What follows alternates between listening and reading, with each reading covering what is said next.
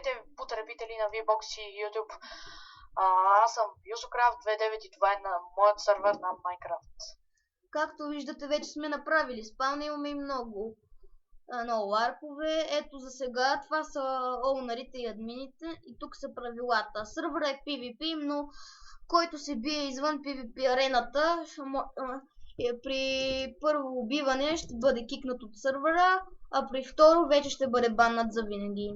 Сега ще ви покажем. Все още не сме направили PvP арена. Сега ще ви покажем и ларповете. След като ви покажем парцелите. Не са останали много парцели, но ще има още много, така че ще има места. Така, ето тук е един от хотелите, който ще се купува всяка една стая за колко? 15 айра. За винаги. Добре, сега отиваме на първия ларп. Бегеталанд.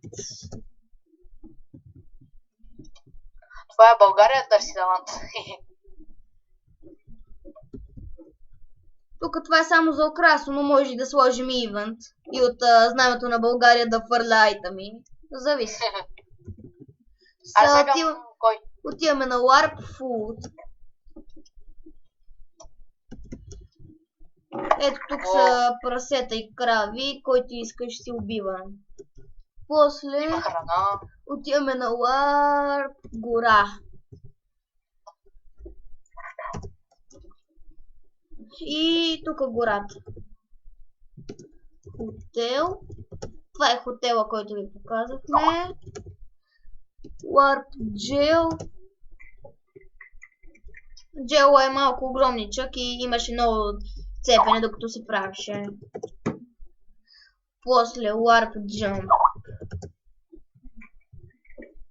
Малко трудничък е на второто ниво, но като се мине получава много диамант. Радата си е големичка. Warp Jungle, вие го знаете. Почти всички сервери има Warp Jungle. Ето го и Warp магазин, който хората сами ще си правят ваш магазин. Ваши шопове, тук си продавате. Добре. Warp шоп. Мина. Следващия е Warp Мина. И надолу отивате. Ние сме изкопали, пък хамал. После Warp Mall, в който сме направили KFC и казино. Все още не е готово всичко. Ето тук стълби, ако намерите къде е точно това, вместо да се лаквате по стълбите. И накрая на последните два. Warp Shop. Има огромен шоп. Ето това е така тук за украса. Качвате се и седите тук.